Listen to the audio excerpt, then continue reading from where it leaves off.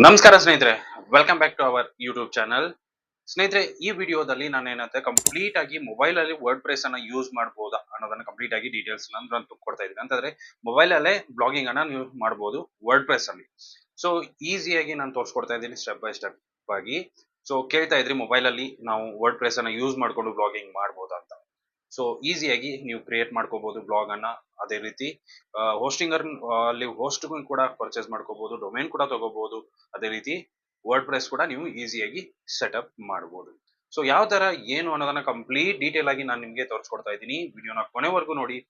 ಇಷ್ಟ ಆದ್ರೆ ಒಂದು ಲೈಕ್ ಮಾಡಿ, ಅದೇ ರೀತಿ ಚಾನಲ್ಗೆ ಹೊಸದಾಗಿರೋರು ದಯವಿಟ್ಟು ಸಬ್ಸ್ಕ್ರೈಬ್ ಮಾಡ್ಕೊಳ್ಳಿ. ಸೊ ವಿಡಿಯೋನ ಶುರು ಮಾಡೋಣ ಬನ್ನಿ ಸ್ನೇಹಿತರೆ. ಹೌದು, ಇವಾಗ ಬ್ಲಾಗಿಂಗ್ ಮಾಡ್ಬೇಕಂತ ಎಲ್ರಿಗೂ ಇಷ್ಟ ಇರುತ್ತೆ. ಸೊ ಬಟ್ ಅವ್ರ ಹತ್ರ ಏನಪ್ಪಾ ಅಂತಂದ್ರೆ ಲ್ಯಾಪ್ಟಾಪ್ ಅಥವಾ ಕಂಪ್ಯೂಟರ್ ಏನೂ ಇರಲ್ಲ. ಸೊ ಮೊಬೈಲ್ ಇರುತ್ತೆ. ಸೊ ಆ ಮೊಬೈಲ್ ಇಂದಾನೇ ನಾವು ಸ್ಟಾರ್ಟ್ ಮಾಡ್ಬೋದಾ ಬ್ಲಾಗಿಂಗು? 100% ಆಗಿ ಸ್ಟಾರ್ಟ್ ಮಾಡ್ಬೋದು.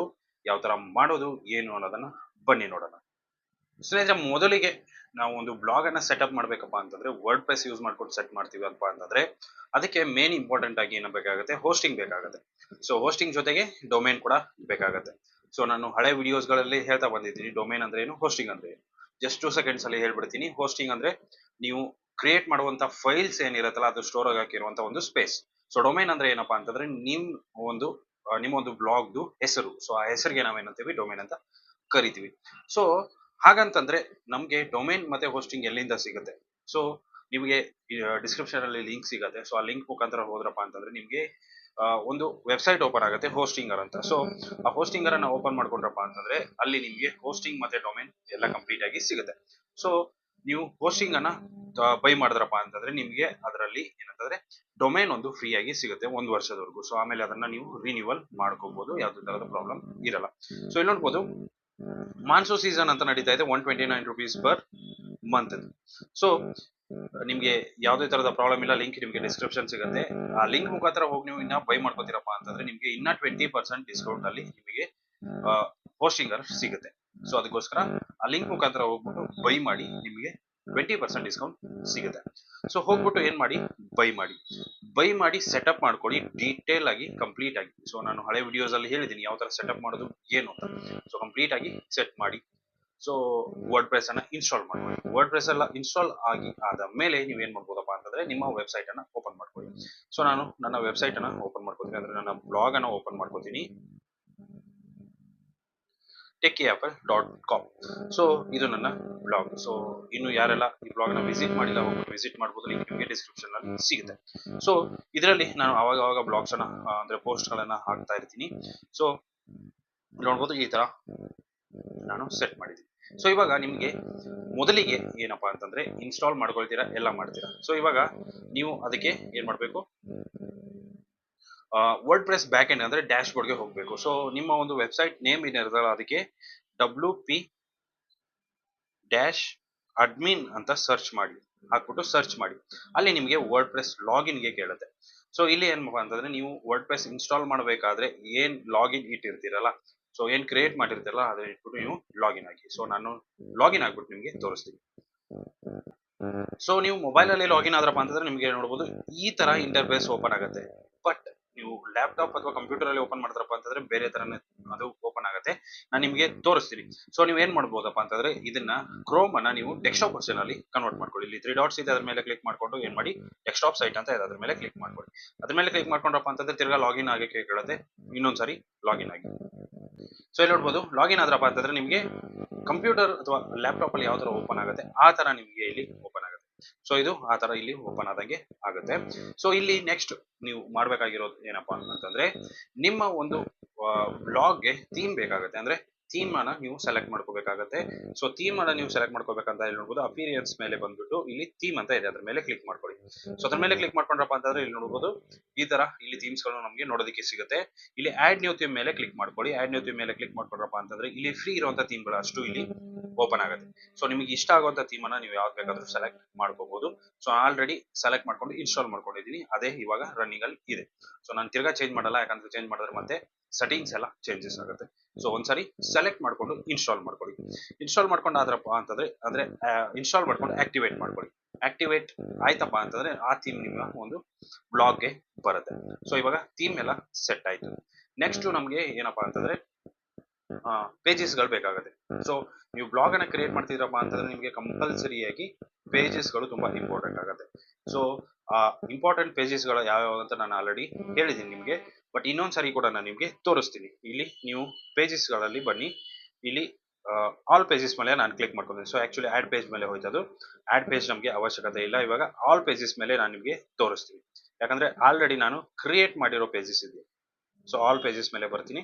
ಇಲ್ಲಿ ನೋಡ್ಬೋದು ನಾನು ಕ್ರಿಯೇಟ್ ಮಾಡಿರುವಂತಹ ಪೇಜಸ್ ಗಳು ಇಲ್ಲಿ ನೋಡ್ಬೋದು about us, contact us, privacy policy, terms and condition.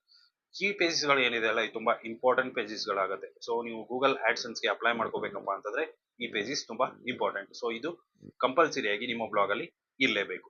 So ಇದಾದ್ಮೇಲೆ ನೀವು ನಿಮ್ಮ ಕ್ಯಾಟಗರೀಸ್ ಆಗಿರ್ಬೋದು, ಎಕ್ಸ್ಟ್ರಾ ಪೇಜಸ್ ಬೇಕಂದ್ರೆ ಅದೆಲ್ಲ ನೀವು ಕ್ರಿಯೇಟ್ ಮಾಡ್ಕೋಬಹುದು, ಯಾವುದೇ ತರದ ಪ್ರಾಬ್ಲಮ್ ಇಲ್ಲ. ಸೊ ಅಷ್ಟು ಪೇಜಸ್ ಗಳನ್ನ ಕ್ರಿಯೇಟ್ ಮಾಡ್ಕೊಂಡು ಆಯ್ತು. ಸೊ ನೆಕ್ಸ್ಟ್ ಏನಂತಂದ್ರೆ ಇಂಪಾರ್ಟೆಂಟ್ ಪ್ಲಗಿನ್ಸ್ ಗಳು ಬೇಕಾಗುತ್ತೆ. ಸೊ ಆ ಪ್ಲಗಿನ್ಸ್ ಗಳನ್ನ ಇನ್ಸ್ಟಾಲ್ ಮಾಡ್ಕೋಬೇಕು ನೀವು. ಸೊ ಪ್ಲಗಿನ್ಸ್ ಅಂತ ಇದೆ ನೋಡಿ, ಪ್ಲಗಿನ್ಸ್ ಮೇಲೆ ಕ್ಲಿಕ್ ಮಾಡ್ಕೊಡಿ. ಇನ್ಸ್ಟಾಲ್ಡ್ ಪ್ಲಗಿನ್ಸ್ ಮೇಲೆ ನಾನು ಹೋಗ್ತೀನಿ. ಸೊ ನೀವು ಪ್ಲಗಿನ್ ಹೊಸದಾಗಿ ಇನ್ಸ್ಟಾಲ್ ಮಾಡ್ಕೋಬೇಕಪ್ಪ ಅಂತಂದ್ರೆ ಆಡ್ ನ್ಯೂ ಪ್ಲಗಿನ್ ಅಂತ ಇದೆ, ಅದ್ರ ಮೇಲೆ ಹೋಗ್ಬೇಕಾಗುತ್ತೆ. ಸೊ ನೀವು ಬೇಕಾಗಿರುವಂತ ಅಂದ್ರೆ ನಿಮಗೆ ಬೇಕಾಗಿರುವಂತಹ ಬೇಸಿಕ್ ಪ್ಲಗಿನ್ಸ್ ಗಳ ಬಗ್ಗೆ ನಾನು ಹೇಳ್ತೀನಿ. ಸೊ ಮೊದಲಿಗೆ easy table of contents. So easy table of contents ಈ ಒಂದು ಪ್ಲಗಿನ್ ಇಂದ ಏನಾಗುತ್ತೆ ಅಂತಂದ್ರೆ ನಿಮ್ಮ ಒಂದು ಬ್ಲಾಗ್ ಅಲ್ಲಿ ನೀವು ಎಲ್ಲೆಲ್ಲಿ ಹೆಡ್ಡಿಂಗ್, ಸಬ್ ಹೆಡ್ಡಿಂಗ್ ಅವೆಲ್ಲ ಯೂಸ್ ಮಾಡ್ತಿರಲ್ಲ ಅದೆಲ್ಲ ಏನಾಗುತ್ತೆ, ನಾವು ತಿರ್ಗಾ ಸಬ್ ಹೆಡ್ಡಿಂಗ್ ಅಂದ್ರೆ ನಾವು ತಿರ್ಗಾ ಟೇಬಲ್ ಆಫ್ ಕಂಟೆಂಟ್ಸ್ ಅನ್ನ ಕ್ರಿಯೇಟ್ ಮಾಡ್ಬೇಕಾಗುತ್ತೆ. ಸೊ ಈ ಪ್ಲಗಿನ್ ಏನ್ ಮಾಡತ್ತಪ್ಪ ಅಂತಂದ್ರೆ ಆಟೋಮೆಟಿಕ್ ಆಗಿ ಕ್ರಿಯೇಟ್ ಮಾಡುತ್ತೆ. ಸೊ ಅದನ್ನ ಯೂಸ್ ಮಾಡೋದ್ರಿಂದ ನಿಮ್ಗೆ ಏನಾಗುತ್ತೆ, ಆಟೋಮೆಟಿಕಲಿ ಟೇಬಲ್ ಆಫ್ ಕಂಟೆಂಟ್ ಏನಾಗುತ್ತೆ ಕ್ರಿಯೇಟ್ ಆಗ್ಬಿಟ್ಟು ಬರುತ್ತೆ. So next Elementor. So Elementor ಏನಪ್ಪಾ ಅಂತಂದ್ರೆ ಒಂದು ಪೇಜ್ ಬಿಲ್ಡರ್ ಅಂತಾನೆ ಹೇಳ್ಬೋದು. ಸೊ ಪೇಜ್ ಬಿಲ್ಡರ್ ಅನ್ನ ಇದರಿಂದ ಯೂಸ್ ಮಾಡ್ಕೊಂಡು ನಾವು ನಮ್ಮ ಒಂದು ಪೇಜ್ ಅನ್ನ ಕ್ರಿಯೇಟ್ ಮಾಡ್ತಿದೀವಿ ಅಂತಪ್ಪ ಅಂತಂದ್ರೆ ಡ್ರ್ಯಾಗ್ ಅಂಡ್ ಡ್ರಾಪ್ ಮುಖಾಂತರ ನಮ್ಮ ಪೇಜಸ್ ಅನ್ನ ನಾವು ಯಾವ ತರ ಬೇಕಾದ್ರೂ ಕ್ರಿಯೇಟ್ ಮಾಡ್ಕೋಬಹುದು. ಸೊ ನೆಕ್ಸ್ಟ್ ಏನಪ್ಪಾ ಅಂತಂದ್ರೆ Elementor header and footer builder. So Elementor header and footer ಏನಕ್ಕಪ್ಪ ಅಂತಂದ್ರೆ ನಿಮ್ಮ ಒಂದು ಹೆಡರ್ ಅಥವಾ ಫುಟರ್ ಅಲ್ಲಿ ಏನು ಕಸ್ಟಮೈಸ್ ಮಾಡಕ್ ಆಗ್ತಾ ಇಲ್ಲ ಅಂತಂದ್ರೆ, ಇನ್ ಕೇಸ್ ಆಗ್ತಾ ಇಲ್ಲ ಅಂತಂದ್ರೆ ಮಾತ್ರ ಈ ಒಂದು ಪ್ಲಗಿನ್ ಅನ್ನ ಯೂಸ್ ಮಾಡಿ. ಇದರಿಂದ ನೀವು ಏನ್ ಮಾಡ್ಬೋದಪ್ಪ ಅಂತಂದ್ರೆ ಹೆಡರ್ ಮತ್ತೆ ಫುಟರ್ ಅನ್ನ ಈಸಿಯಾಗಿ ನೀವು ಕ್ರಿಯೇಟ್ ಮಾಡ್ಕೋಬಹುದು. ಸೊ ಯಾವ ತರ ಕ್ರಿಯೇಟ್ ಮಾಡ್ಕೊಳ್ಳೋದು ಏನು ಅನ್ನೋದು ಹಳೆ ವಿಡಿಯೋಸ್ ಅಲ್ಲಿ ನಾನು ತೋರಿಸಿದ್ದೀನಿ. ಬೇಕಂದ್ರೆ ವಿಡಿಯೋಸ್ ನ ನೀವು ಹೋಗ್ಬಿಟ್ಟು ನೋಡ್ಬೋದು, ಲಿಂಕ್ ನಿಮಗೆ ಡಿಸ್ಕ್ರಿಪ್ಷನ್ ಅಲ್ಲಿ ಸಿಗುತ್ತೆ. ಸೊ ನೆಕ್ಸ್ಟ್ ಪ್ಲಗಿನ್ ಯಾವ್ದಪ್ಪ ಅಂತಂದ್ರೆ ಇನ್ಸ್ಟಂಟ್ ಇಂಡೆಕ್ಸಿಂಗ್. ಸೊ ಈ ಪ್ಲಗಿನ್ ಏನಪ್ಪಾ ಅಂತಂದ್ರೆ ಇನ್ಸ್ಟಂಟ್ ಇಂಡೆಕ್ಸಿಂಗ್. ಸೊ ನಾವು ಹಾಕಿರುವಂತ ಒಂದು ಬ್ಲಾಗ್ ಪೋಸ್ಟ್ ಗೂಗಲ್ ಅಲ್ಲಿ ಇನ್ಸ್ಟಂಟ್ ಆಗಿ ಇಂಡೆಕ್ಸ್ ಆಗಬೇಕು. ಸೊ ಇದ್ರದ್ದು ಸಮ್ ಸೆಟ್ಟಿಂಗ್ಸ್ ಇದೆ. ಸೊ ಆ ಸೆಟ್ಟಿಂಗ್ಸ್ ಅನ್ನ ನಾವು ಮಾಡ್ಬೇಕಾಗತ್ತೆ. ಗೂಗಲ್ API ತಗೊಂಡ್ಬಿಟ್ಟು ನಾವು ಸಮ್ ಸೆಟ್ಟಿಂಗ್ಸ್ ಅನ್ನ ಮಾಡ್ಬೇಕಾಗತ್ತೆ. ಸೊ ಆಲ್ರೆಡಿ ನಾನು ತೋರಿಸಿದ್ದೀನಿ, ಹಳೆ ವಿಡಿಯೋಸ್ ಅಲ್ಲಿ ಇದೆ, ನೀವು ಬೇಕಾದ್ರೆ ಹೋಗ್ಬಿಟ್ಟು ಚೆಕ್ಔಟ್ ಮಾಡ್ಕೋಬಹುದು. Next rank math SEO. So rank math SEO ಏನಪ್ಪಾ ಅಂತಂದ್ರೆ ನಾವು ಹಾಕುವಂತಹ ಕಂಟೆಂಟ್ SEO ಫ್ರೆಂಡ್ಲಿ ಇದೆಯಾ ಇಲ್ವಾ ಅಂತ ತಿಳಿಸೋದಕ್ಕೆಗೋಸ್ಕರ ನಾವು ಏನ್ ಮಾಡ್ತೀವಿ, ರ್ಯಾಂಕ್ ಮತ್ತೆ SEO ಪ್ಲಗಿನ್ ಅನ್ನ ಯೂಸ್ ಮಾಡ್ತೀವಿ. ಸೊ SEO ಪ್ಲಗಿನ್ ತುಂಬಾನೇ ಇದೆ, ಬಟ್ ನಾವು ಯೂಸ್ ಮಾಡೋದಪ್ಪ ಅಂತಂದ್ರೆ rank math SEO. So next ಏನಪ್ಪಾ ಅಂತಂದ್ರೆ site kit by Google. So ಈ ಒಂದು ಪ್ಲಗಿನ್ ಏನಪ್ಪಾ ಅಂತಂದ್ರೆ site kit by Google. So Google ಅಲ್ಲಿ ಇರುವಂತಹ ಪ್ರಾಡಕ್ಟ್ಸ್ ಗಳನ್ನ ನಾವು ಯೂಸ್ ಮಾಡ್ಬೋದು. ಅಂತಂದ್ರೆ ಅನಾಲಿಟಿಕ್ಸ್, ಎಷ್ಟು ಜನ ನಮ್ಮ ಒಂದು ಬ್ಲಾಗ್ ಅನ್ನ ನೋಡ್ತಿದ್ದಾರೆ, ಟ್ರಾಫಿಕ್ ಅನ್ನ ನಾವು ಮೆಜರ್ ಮಾಡೋದಕ್ಕೆ ಯೂಸ್ ಮಾಡ್ಕೋಬಹುದು. ಅದೇ ರೀತಿ ಸೊ ಇಷ್ಟು ಪ್ಲಗಿನ್ಸ್ ಗಳನ್ನ ನೀವು ಯೂಸ್ ಮಾಡಬಹುದು. ಇದು ಬೇಸಿಕ್ ಪ್ಲಗಿನ್ಸ್. ಸೊ ಪ್ಲಗಿನ್ಸ್ ಎಲ್ಲ ಆದ ಮೇಲೆ ನೀವು ಸೆಟ್ಟಿಂಗ್ಸ್ ಅನ್ನ ಮಾಡಬೇಕಾಗುತ್ತೆ. ಇಲ್ಲಿ ಸೆಟ್ಟಿಂಗ್ಸ್ ಮೇಲೆ ನಾನು ಕ್ಲಿಕ್ ಮಾಡ್ತೀನಿ, ಜನರಲ್ ಸೆಟ್ಟಿಂಗ್ಸ್ ಅನ್ನ ಓಪನ್ ಮಾಡ್ಕೋತೀನಿ. ಸೊ ಇಲ್ಲಿ ನೋಡಬಹುದು ನೀವು ಸೆಟ್ಟಿಂಗ್ಸ್ ಅನ್ನ ಮಾಡ್ಕೋಬಹುದು ಈಸಿಯಾಗಿ. ಸೊ ನಿಮ್ಮ ಒಂದು ಸೈಟ್ ಟೈಟಲ್ ಅನ್ನ ಹಾಕಿ, ಟ್ಯಾಗ್ ಲೈನ್ ಹಾಕಿ, ಸೈಟ್ ಐಕಾನ್ ಹಾಕ್ಬೇಕಾಗತ್ತೆ. ಅದೇ ರೀತಿ ಕೆಳಗಡೆ ಬಂದು ಟೈಮಿಂಗ್ಸ್ ಅನ್ನ ಸೆಟ್ ಮಾಡ್ಬಿಡಿ. ಸೊ ಇಲ್ಲಿ ನೋಡಬಹುದು ಟೈಮ್ ಝೋನ್ ಏನಿದೆ ಅದನ್ನ ನೀವು ಈಸಿಯಾಗಿ ಸೆಟ್ ಮಾಡಿಕೊಂಡು ಸೇವ್ ಚೇಂಜಸ್ ಮೇಲೆ ಕ್ಲಿಕ್ ಮಾಡ್ಕೋಬಹುದು. ಸೊ ಅವಾಗ ಸೆಟಪ್ ಕಂಪ್ಲೀಟ್ ಆಗಿ ಮುಗಿದೋಗುತ್ತೆ. ಸೊ ಇವಾಗ ನೆಕ್ಸ್ಟ್ ಏನ್ ಮಾಡ್ಬೇಕಪ್ಪ ಅಂತಂದ್ರೆ ಪೋಸ್ಟ್ಸ್. ಸೊ ಪೋಸ್ಟ್ ಹಾಕ್ಬೇಕಪ್ಪ ಅಂತಂದ್ರೆ ಇಲ್ಲಿ ನೋಡಬಹುದು ಪೋಸ್ಟ್ಸ್ ಅಂತ ಇದೆ, ಆಲ್ ಪೋಸ್ಟ್ ಮೇಲೆ ನಾನು ಹೋಗ್ತೀನಿ. ಸೊ ನೀವು ಪೋಸ್ಟ್ ಕ್ರಿಯೇಟ್ ಮಾಡ್ಬೇಕಪ್ಪ ಅಂತಂದ್ರೆ ಇಲ್ಲಿ ನೋಡಬಹುದು ಮೇಲ್ಗಡೆ ಆಡ್ ನ್ಯೂ ಪೋಸ್ಟ್ ಅಂತ ಇದೆ, ಅದ್ರ ಮೇಲೆ ಕ್ಲಿಕ್ ಮಾಡ್ಕೊಂಡಪ್ಪ ಅಂತಂದ್ರೆ ನೀವು ಈಸಿಯಾಗಿ ಪೋಸ್ಟ್ ಗಳನ್ನ ಟೈಪ್ ಮಾಡ್ಬೋದು. ಕನ್ನಡ, ಇಂಗ್ಲಿಷ್, ಹಿಂದಿ ನೀವು ಯಾವ್ದು ಬೇಕಾದ್ರಲ್ಲೂ ಟೈಪ್ ಮಾಡ್ಬೋದು ಈಸಿಯಾಗಿ. ಸೊ ಬೇಸಿಕ್ ಆಗಿ ನಾವು ಈ ರೀತಿಯಾಗಿ ಕ್ರಿಯೇಟ್ ಅನ್ನ ಮಾಡ್ಕೋಬಹುದು. ಸೊ ನೀವು ಕ್ಯಾಟಗರೀಸ್ ಅನ್ನ ಕ್ರಿಯೇಟ್ ಮಾಡ್ಬೇಕಪ್ಪ ಅಂದ್ರೆ ಇಲ್ಲಿ ನೋಡೋದು ಕ್ಯಾಟಗರಿ ಅಂತ ಇದೆ. ಸೊ ಟ್ಯಾಗ್ಸ್ ಮೇಲೆ ಹೋಯ್ತು ಕ್ಯಾಟಗರೀಸ್ ಅಂತ ಇದೆ. ಸೊ ಕ್ಯಾಟಗರೀಸ್ ಮೇಲೆ ಕ್ಲಿಕ್ ಮಾಡಿ. ಸೊ ಇಲ್ಲಿ ನಾನು ಏನಪ್ಪಾ ಅಂತಂದ್ರೆ ಮೂರು ಕ್ಯಾಟಗರೀಸ್ ಅನ್ನ ಕ್ರಿಯೇಟ್ ಮಾಡಿದ್ದೀನಿ. ನೋಡಬಹುದು ಎಂಟರ್ಟೈನ್ಮೆಂಟ್, ಜನರಲ್, ಟೆಕ್. ಸೊ ಈ 3 ಕ್ಯಾಟಗರೀಸ್ ಅನ್ನ ನಾನು ಯೂಸ್ ಮಾಡ್ತೀನಿ. ಸೊ ನಾನು ಹಾಕುವಂತ ಕಂಟೆಂಟ್ ಯಾವ ಕ್ಯಾಟಗರೀಸ್ ಮೇಲೆ ಹೋಗುತ್ತೆ ಆ ಕ್ಯಾಟಗರೀಸ್ ಅನ್ನ ನಾನು ಸೆಲೆಕ್ಟ್ ಮಾಡಿಕೊಂಡು ಪಬ್ಲಿಷ್ ಮಾಡ್ತೀನಿ. ಸೊ ಈ ರೀತಿಯಾಗಿ ನೀವು ಮಾಡಬಹುದು. ಸೊ ಇದು ಒಂದು ಏನಂತಂದ್ರೆ ನೀವು ಈಸಿಯಾಗಿ ಬೇಸಿಕ್ ಮೊಬೈಲ್ ಅಲ್ಲಿ ಕ್ರಿಯೇಟ್ ಮಾಡಬೇಕಾಗಿರುವಂತ ಒಂದು ಬ್ಲಾಗ್. ಸೊ ಇಷ್ಟು ಮಾಡೋದ್ರಿಂದ ನೀವೇನಪ್ಪಾ ಅಂತಂದ್ರೆ ನಿಮ್ಮ ಬ್ಲಾಗ್ ಅನ್ನ ಒಂದು ಬೇಸಿಕ್ ಲೆವೆಲ್ ಅಲ್ಲಿ ಸೆಟ್ ಮಾಡ್ಕೋಬಹುದು. ಸೊ ಬೇಸಿಕ್ ಲೆವೆಲ್ ಅಲ್ಲಿ ಸೆಟ್ ಮಾಡ್ಕೊಂಡು ಆದ ಮೇಲೆ ನೀವು ಅದನ್ನ ನೆಕ್ಸ್ಟ್ ಅಡ್ವಾನ್ಸ್ ಲೆವೆಲ್ ಅಲ್ಲೂ ಕೂಡ ಮಾಡಬಹುದು. ಯಾವುದೇ ತರದ ತೊಂದರೆ ಇಲ್ಲ. ಅದೇ ತರ ಪೋಸ್ಟ್ ಗಳನ್ನ ಹಾಕ್ತಾ ಹೋದ್ರಪ್ಪ ಅಂತಂದ್ರೆ ನೀವು ಗೂಗಲ್ ಸೈಟ್ ಕಿಟ್ ಯೂಸ್ ಮಾಡೋದ್ರಿಂದ ಏನಾಗುತ್ತೆ, ಅದು ಗೂಗಲ್ ಅಲ್ಲಿ ಇಂಡೆಕ್ಸ್ ಕೂಡ ಆಗುತ್ತೆ. ಸೊ ಬೇರೆ ಏನು ಮಾಡೋ ಚೇಂಜಸ್ ಅವಶ್ಯಕತೆ ಇರಲ್ಲ. ಸೊ ಇಷ್ಟು ಸ್ನೇಹಿತರೆ ಇವತ್ತಿನ ವಿಡಿಯೋ ಇಷ್ಟ ಆಗಿದೆ ಅನ್ಕೊಂಡಿದ್ದೀನಿ. ಇಷ್ಟ ಆಗಿದ್ರೆ ಲೈಕ್ ಮಾಡಿ, ಶೇರ್ ಮಾಡಿ, ಸಬ್ಸ್ಕ್ರೈಬ್ ಮಾಡೋದನ್ನ ಮರಿಬೇಡಿ. Thank you so much.